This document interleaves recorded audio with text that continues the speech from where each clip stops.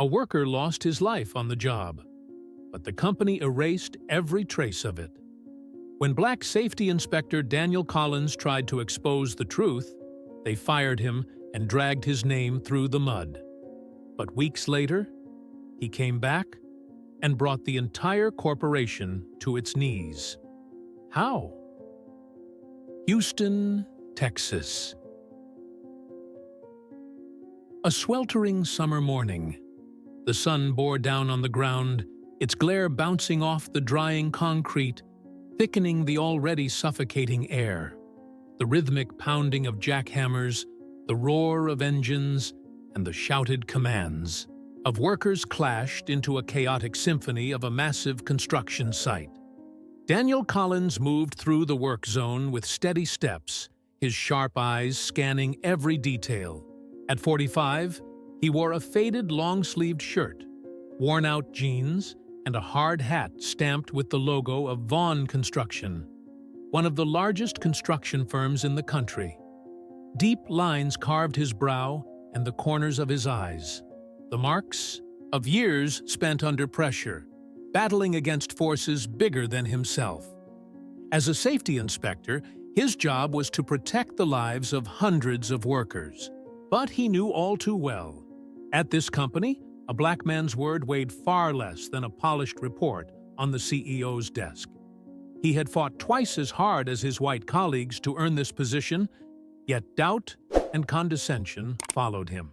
Like a shadow, Daniel stopped in front of a towering scaffold, at least 60 feet high. Steel bars crisscrossed like a giant's skeletal frame, stretching toward the sky. He crouched, inspecting the welds at the base, critical points that should have been reinforced. Instead, he saw trouble. Uneven seams, loose bolts. A strong gust of wind could bring this whole thing down. His jaw tightened. He straightened, eyes searching for the site manager. Ethan Carter. Mid-50s, beer gut. Permanent scowl. The man stood a few yards away, arms crossed, chewing his gum like he had all the time in the world. Daniel approached, voice calm but firm. That scaffold's compromised. We need to shut down this section and reinforce it. Ethan raised an eyebrow, then let out a dry chuckle. He shifted his gum to the other side of his mouth, arms still folded. You're overreacting, Collins. Looks solid to me. Daniel held his ground. The welds at the main support are faulty. If we don't fix them, this thing could collapse. Ethan waved him off with a smirk. Jesus, man, this is a job site, not a NASA lab. Quit acting like some goddamn scientist. Daniel's grip on his clipboard tightened, his knuckles whitening. This wasn't the first time his warnings had been brushed aside. I'm serious, Ethan. If someone gets hurt, are you willing to take responsibility? Ethan's smirk deepened. That's for the higher-ups to worry about. You? Just do your damn job and stay out of the way. He clapped Daniel on the shoulder, heavy, dismissive, then turned and walked off, leaving Daniel standing there with a familiar weight of frustration pressing against his ribs. Daniel took a slow breath, forcing down the anger burning in his chest. He'd been here before. What could he do?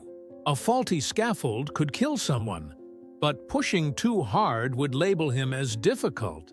And in a company like this, a difficult black man was easier to replace than an admitted mistake. His gaze flickered back to the structure. Then, slowly, he pulled out his phone.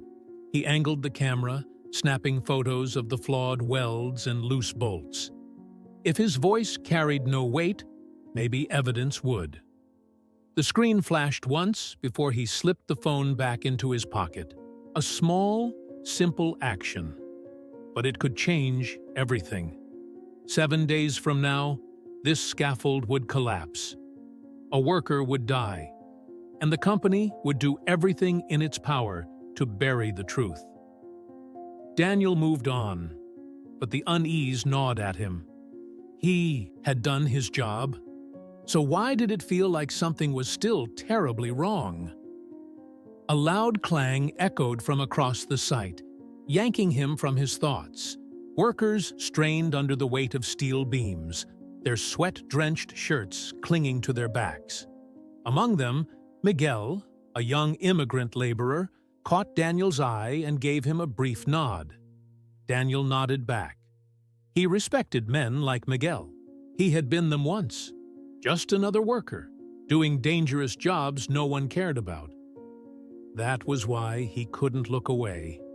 "Collins!" a voice called from behind. A company assistant strode toward him, a yellow envelope in hand.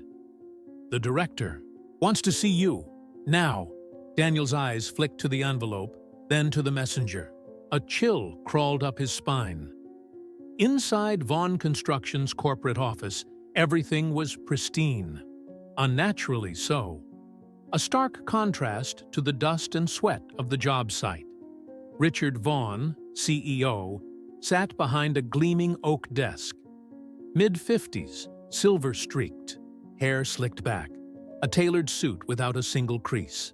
His icy blue eyes studied Daniel with an amusement laced with something colder.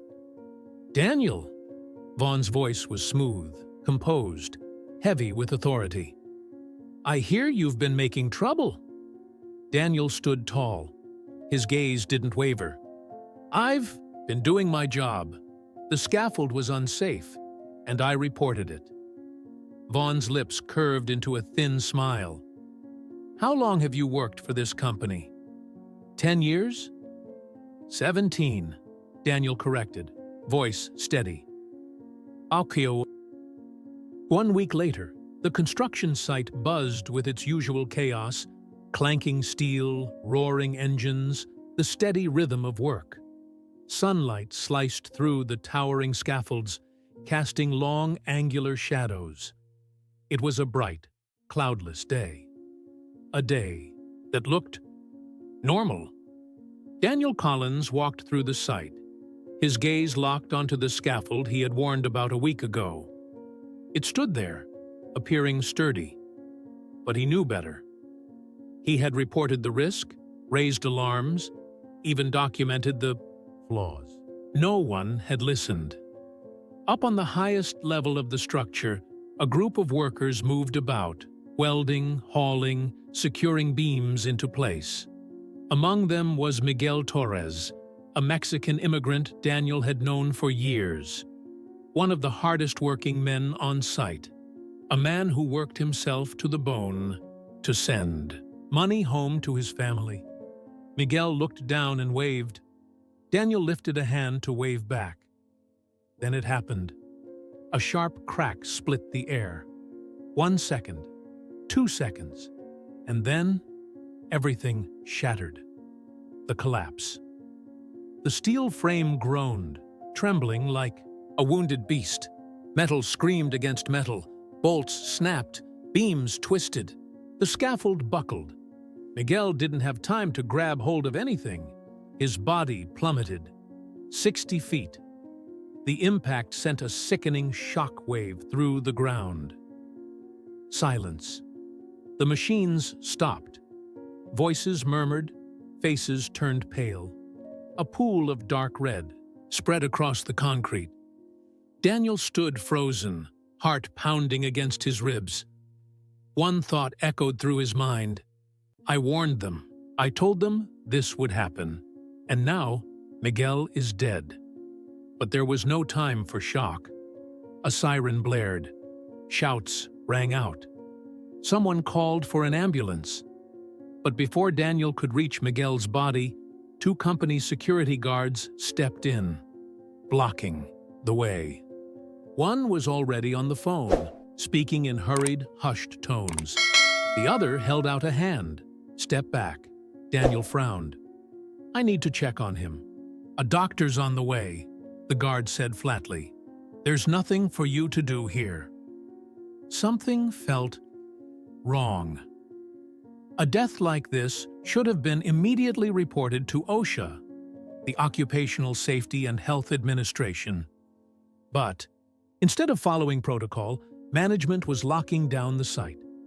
10 minutes later, a doctor finally arrived. but not from a local hospital. He stepped out of a sleek, black SUV. A company doctor. Daniel's stomach twisted. Why was he here so fast? Then, he overheard something. A low voice, sharp and deliberate. Change the cause of death. Make sure it's not listed as a workplace accident. Daniel felt ice flood his veins. He turned, scanning the site. Near the corner of the lot, an IT employee hunched over the security system. A file was disappearing from the screen. They were erasing the footage. Daniel moved. He reached the computer just as the worker yanked out a USB drive. "What did you just do?" Daniel's voice was steel. The man hesitated for half a second, then forced a blank expression. "I don't know what you're talking about." Daniel's fists clenched. "You just deleted the accident footage." His voice was low, cold. "That's destruction of evidence." The IT worker smirked. "You don't have access to this system, Collins." Daniel knew then he was alone in this. If he didn't act now, every trace of Miguel's death would vanish. Without hesitation, he pulled out his phone and snapped a photo of the computer screen before the system shut down completely. That night, he returned to the corporate office. He knew there would be a report on Miguel's accident, a sanitized version. He needed to see it. In the dim glow of the office lights, he slipped into the director's office. On the desk, a thick folder lay, waiting. Daniel flipped it open. His stomach churned. The official report listed Miguel's cause of death as personal negligence. No mention of the scaffold collapse.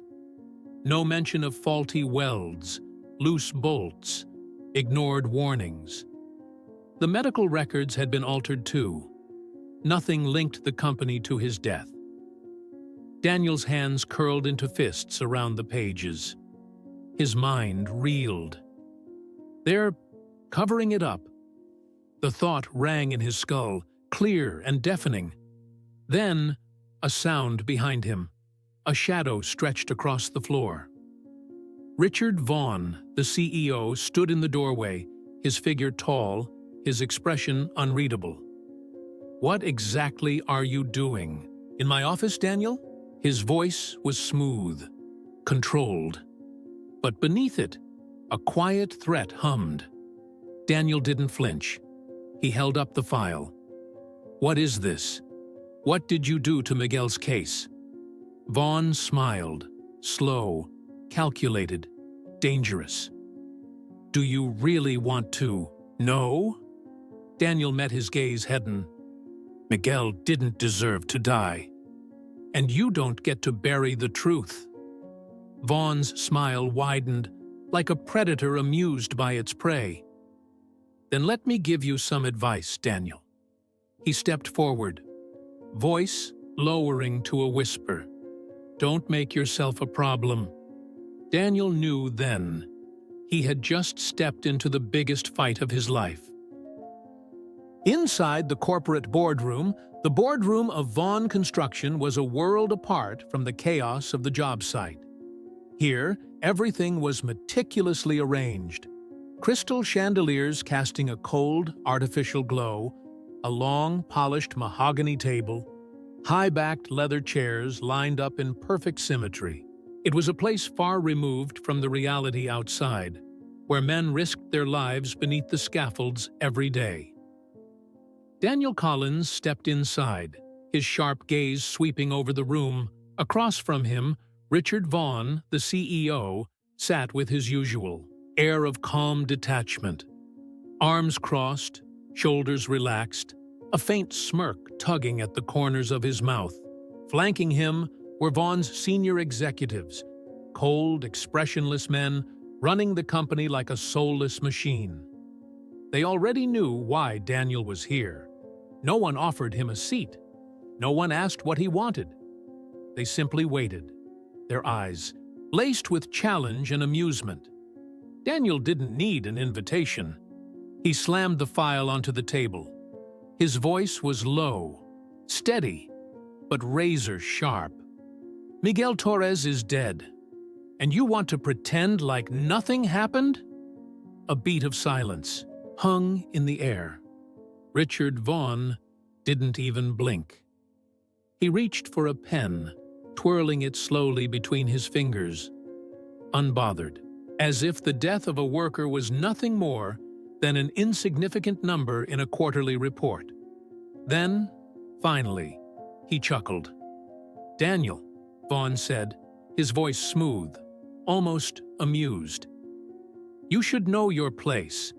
This isn't your concern." Daniel's jaw clenched.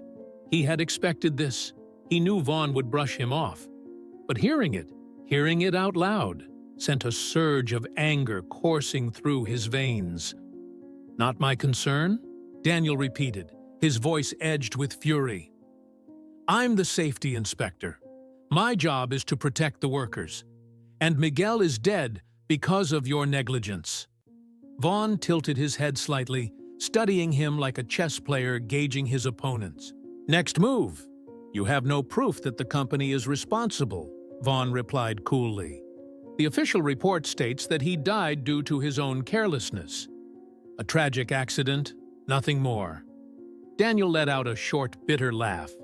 He pulled out his phone, opened the photo he had taken of the falsified report, and pushed the screen across the table toward Vaughn. "Does this look like an accident to you?" The silence in the room deepened. A few executives exchanged wary glances, but Vaughn remained unshaken. He regarded the image for a long moment. Then, with the same calculated ease, he slid the phone back toward Daniel.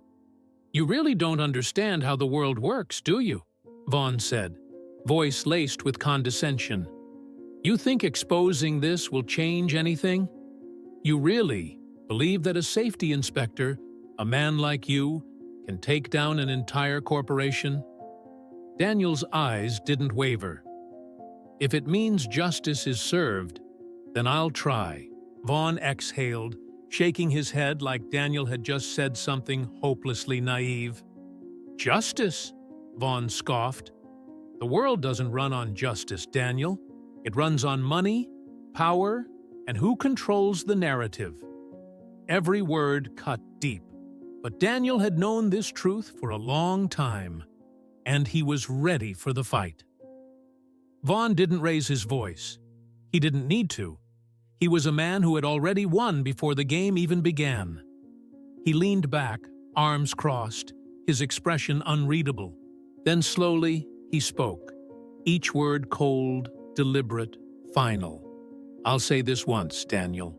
His tone dropped to something even sharper, more lethal. "If you keep pushing this, you'll lose everything." Daniel's fingers curled into a fist beneath the table. "I have nothing to lose." Vaughn's smirk widened. "Oh? Is that so?" He leaned forward, voice lowering as if sharing a secret. "Imagine if certain details about you were to surface, say, reports of insubordination, or errors in your work, or better yet, allegations of misconduct." Daniel's entire body went rigid. "Who do you think they'll believe? A black safety inspector, accusing a billion-dollar corporation?" Vaughn continued, his voice a blade slicing through the air. "The media, we own them. The workers? They're too scared to speak. Even the government. You think they'll side with you?" Rage roiled in Daniel's chest. But he knew. Vaughn wasn't bluffing. This system had been rigged long before he ever stepped into this room. The powerful always found a way to bury the truth. He was alone. A wave of helplessness surged through him. But then, he thought of Miguel. If Daniel stayed silent, Miguel's death would mean nothing. And more men, more workers like him, would be next. Daniel stood, his eyes burning with determination. "I won't stay quiet." Vaughn's smile never faltered. He was already 10 steps ahead. Then, I hope you're ready for what comes next." Daniel turned, striding toward the door. He knew what he was up against. A fight he couldn't win. Alone. But he wasn't walking away. He needed allies. He needed undeniable proof. Could he expose the truth before Vaughn destroyed him? Daniel sat in his small apartment, the dim glow of his desk lamp casting long shadows over the files spread out before him. Forged documents, photos of the accident site, screenshots of erased data. The pieces were there, scattered like fragments, of a larger, darker truth. But he needed someone willing to speak up. His phone vibrated, a number he didn't recognize. Daniel hesitated, then answered. "Who is this?" A brief pause. Then, a man's voice. "Daniel Collins?" Daniel's grip tightened around the phone. "Who's asking?" Another pause. Then, "Ethan Grant, investigative journalist, Houston Chronicle."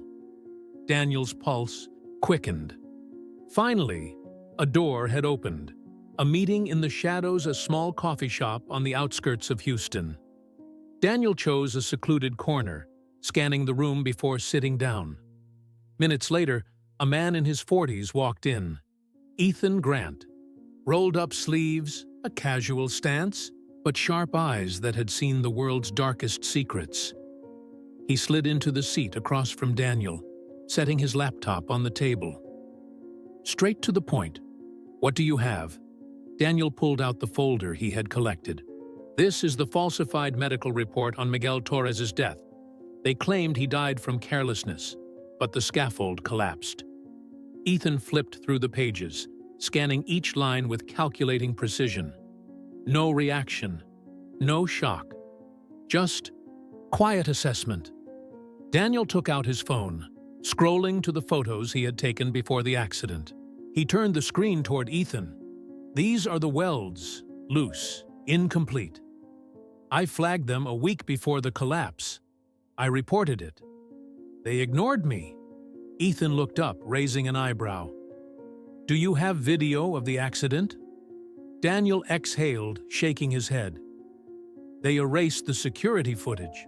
But I got this," he swiped to a screenshot, "evidence of the deletion before the system was wiped clean." Ethan studied the screen, fingers tapping lightly against the table. "So they covered their tracks." Daniel nodded. "They bribed the EE doctor. They threatened Miguel's family. This isn't just a cover-up. It's a coordinated operation." Ethan's expression darkened. He leaned back, crossing his arms. "Do you have a witness?" Daniel hesitated. That was the missing link. All he had were documents, photos, circumstantial evidence. Without a first-hand account, Vaughn Construction could dismiss it as speculation. Ethan closed his laptop. "Listen, Daniel. I don't doubt you. But this? It's not enough to go to print. We need someone to go on record." A weight settled in Daniel's chest. "Can you retrieve the deleted footage?" he asked. Ethan shook his head. "Not easily. If they wiped it from their internal system, they probably had a third party handle it. I can try reaching out to some IT specialists, but we need something stronger." Daniel stared down at the folder. It wasn't enough. He needed someone willing to talk. A visitor in the night. That night, Daniel sat alone in his apartment. Thoughts racing. He was so close. But without a witness, Miguel's death would be swept under the rug. Then, a knock at the door. Daniel tensed, glancing at the clock. Almost midnight.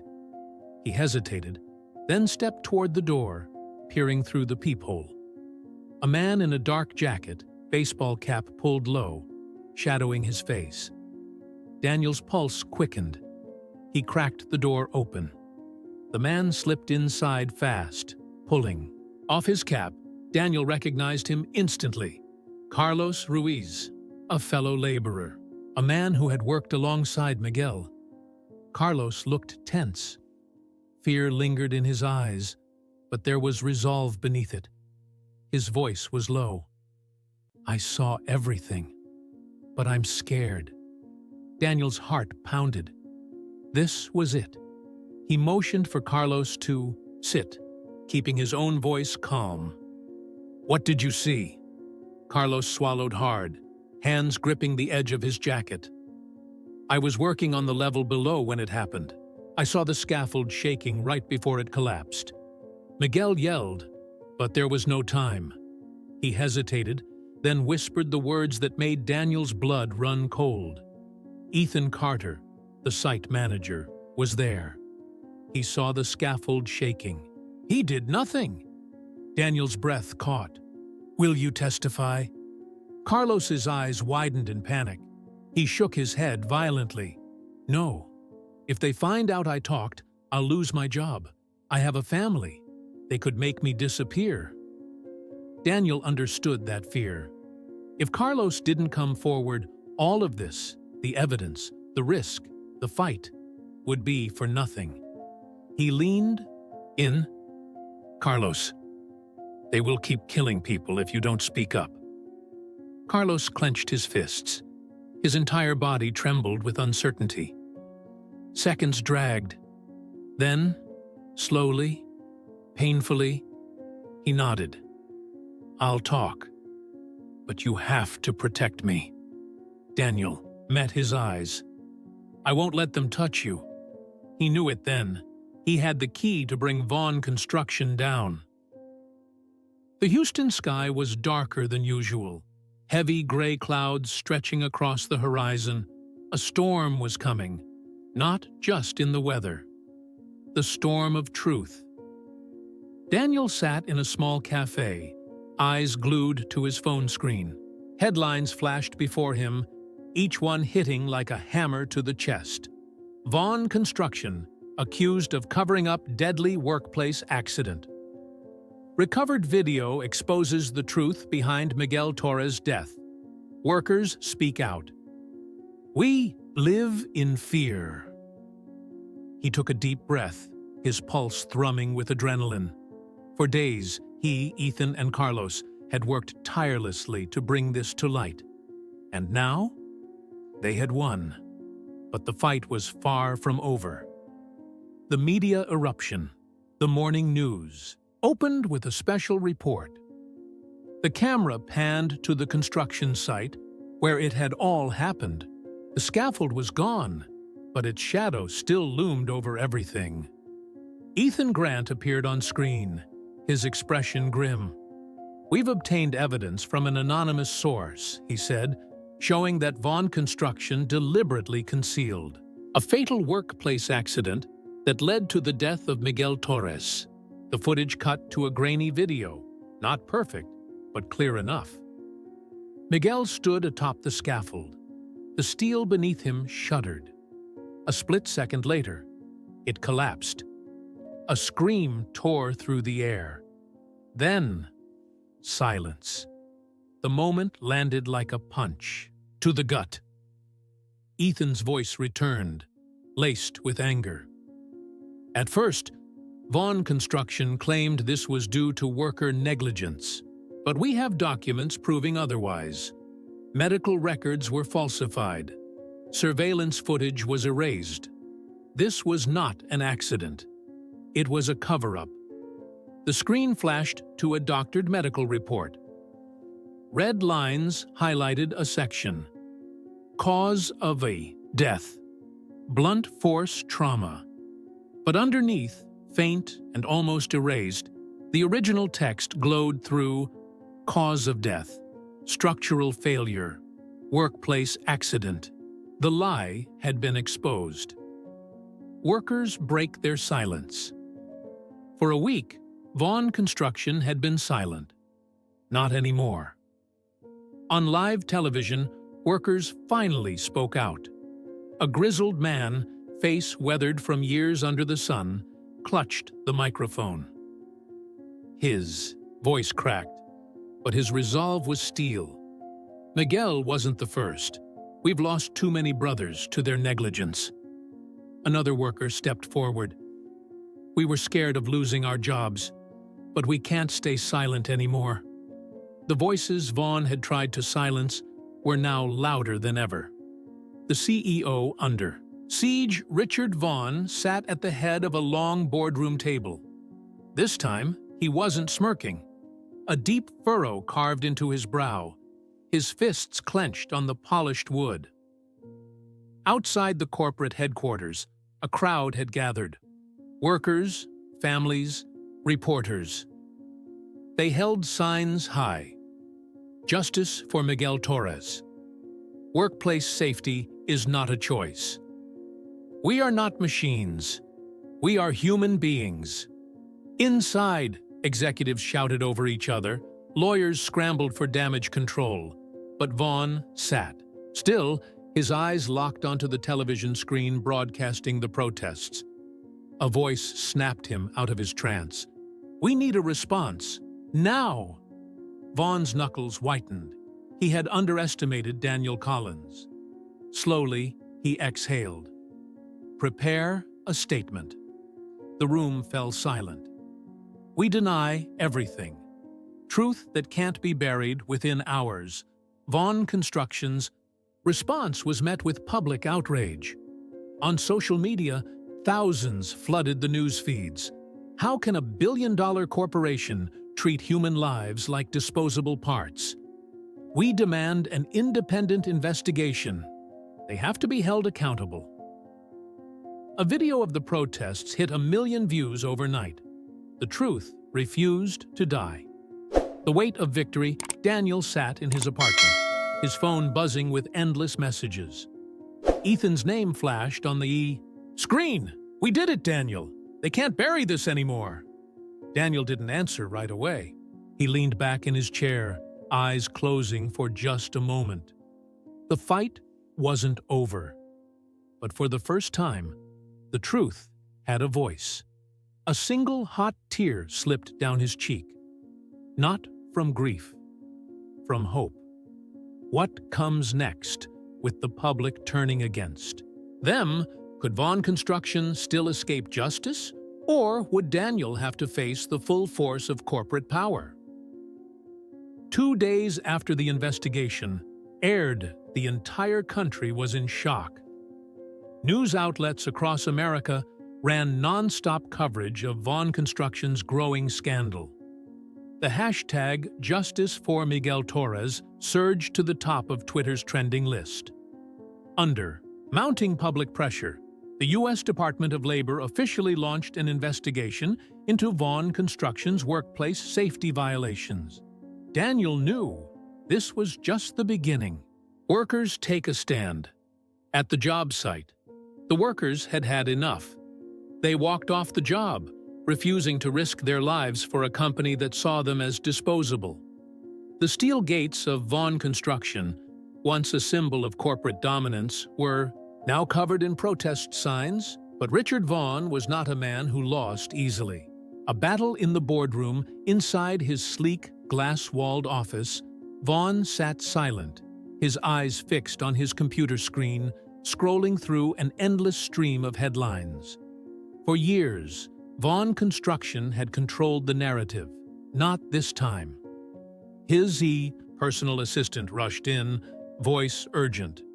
"Sir, investors are panicking. Company stock has dropped 12% in just 2 days." Vaughn set his whiskey glass down, his expression unreadable. "What about Daniel Collins? He's scheduled for a primetime interview tonight." Vaughn's jaw tightened. "We can't let him keep talking." His gaze snapped to his PR director, his voice calm, but laced with danger. "Prepare and official statement. Deny everything. Attack Collins's credibility." The PR director hesitated. "Sir, we don't have any." Vaughn's stare was like a blade. "Then make something up." A slow nod. The man pulled out his phone, preparing to launch a full-scale smear campaign against Daniel Collins, the character assassination.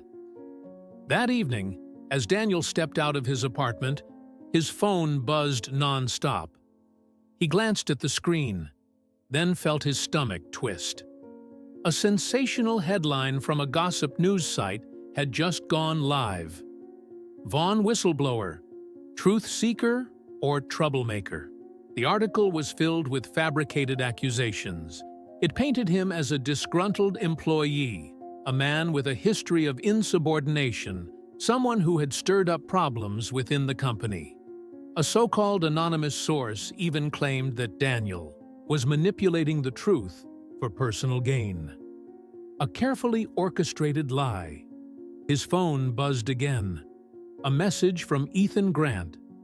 They're trying to destroy your credibility. Don't let them shake you. Daniel's grip tightened around his phone.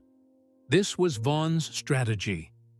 If they couldn't silence him, they'd try to turn him into a liar. But they had underestimated him. This fight wasn't about him.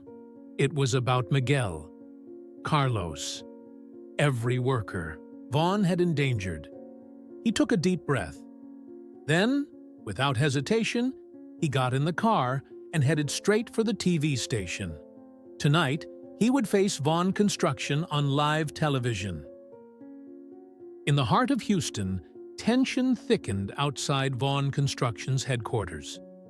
For 48 hours, the protest had grown. Hundreds of workers, labor rights activists, and supporters standing shoulder to shoulder.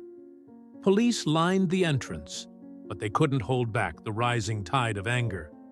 News cameras were everywhere, microphones pointed toward the workers. Lenses panned across the towering signs. Justice for Miguel Torres. Workplace safety is not a privilege. It's a right. We will not be silenced. A man losing control on the 20th floor, behind tinted glass, Richard Vaughn watched it all.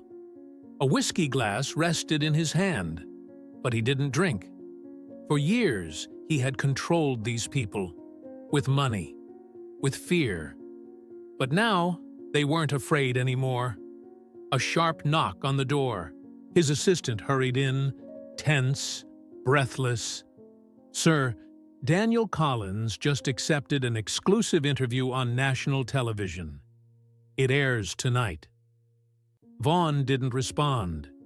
His eyes locked onto the TV screen across the room, where a news station had already cut to footage of Daniel walking into the studio. His grip tightened around the glass. Live on national television, Daniel adjusted his shirt collar, settling into the chair across from the anchor. Bright studio lights reflected off the glass table. The weight of the moment pressed down on everyone in the room. The anchor's voice was steady but sharp. "Tonight, we bring you a special story." The camera panned to Daniel, capturing his expression in heavy silence. The Vaughn construction scandal has shaken the nation. Here with us tonight is Daniel Collins, the man who exposed the truth.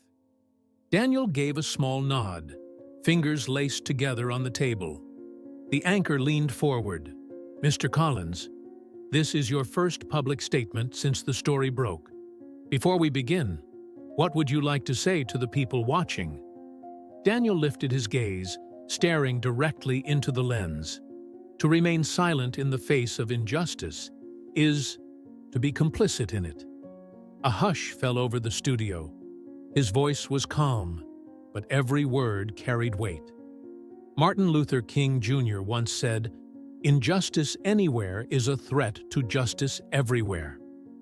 He took a steady breath. "I don't think I've ever understood those words more than I do now." Daniel continued, his tone unwavering. "On the day Miguel Torres died, Vaughn Construction had a choice. They could have taken responsibility, investigated, improved safety to protect their workers, but instead they chose a different path: to silence, to manipulate, to cover up the truth. The screen cut to footage of the accident site: twisted scaffolding, shattered steel, and a blood-stained concrete floor. Daniel's voice deepened with conviction.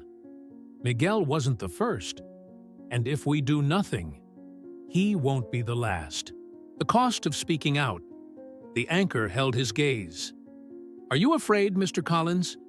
Taking on a corporation like Vaughn isn't without risk.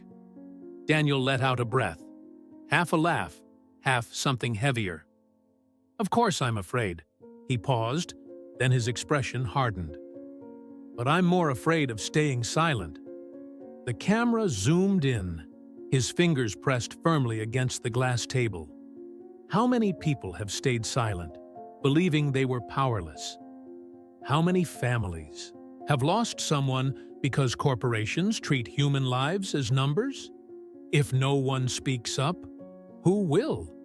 A beat of silence. Then, the anchor turned to the camera, her voice steady. That is a question for all of us. The screen slowly faded to black, leaving behind a single line of text. Justice isn't given. We have to fight for it. The aftermath, the studio was still heavy with silence. The interview had ended, but Daniel remained seated, his eyes lingering on the bright overhead lights, where his voice had just reached millions. The anchor removed her earpiece, turning to him with an expression that was more than respect. She understood. This wasn't just an interview. It was a wake-up call. A movement ignites. Outside the broadcast station, a crowd had gathered. Some were workers. Some were journalists. Some were just ordinary people who cared about justice. As Daniel stepped out, all eyes turned to him. For a moment, no one spoke. Then, a single clap. Then another. The applause grew, rolling through the crowd like a rising tide. Someone lifted their phone, going live. The hashtag Justice for Miguel Torres surged back to the top of social media. Daniel wasn't a politician. He wasn't a celebrity. He was just a man who refused to stay silent, and that made his story more powerful than ever. He pulled out his phone and opened Twitter. One message. Simple. Unshakable. Justice isn't given. We have to demand it. The final scene. The screen slowly faded to black. Then, in stark white text, words appeared, one after another. Slow, deliberate, undeniable. Stand for justice. Do not stay silent in the face of injustice.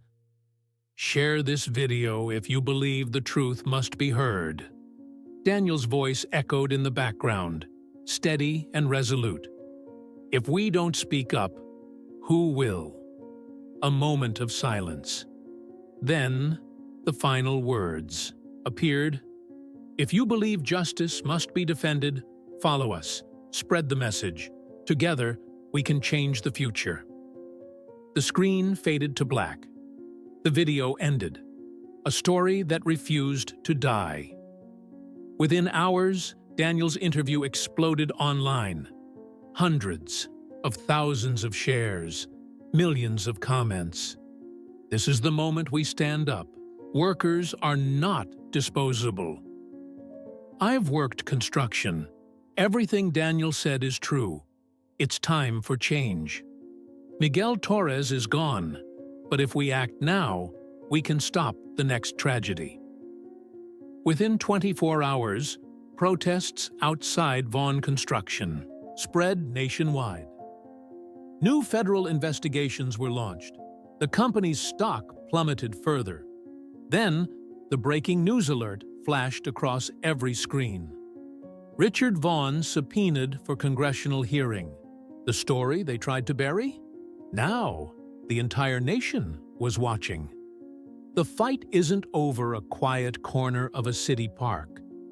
Daniel sat on a bench, scrolling through his phone, notifications flooding in. Carlos approached, his expression still uncertain. Do you think this will really change things? Daniel exhaled, a small knowing smile on his lips. It already has. The wind carried the sounds of the city, the hum of traffic, voices in conversation, and, not far away, the chants of protesters. His phone screen lit up, a message from Ethan Grant. Vaughn's lawyers just confirmed. He's under federal investigation. Daniel took a deep breath. This wasn't a clean victory. The fight was far from over. But he knew he had done the right thing. He stood, clapping a hand on Carlos's shoulder. "Come on, we've got work to do." Carlos nodded, falling into step beside him as they left the park. A final message. Change doesn't come from fear. It comes from those who dare to stand. Speak up. Share the story. Take action.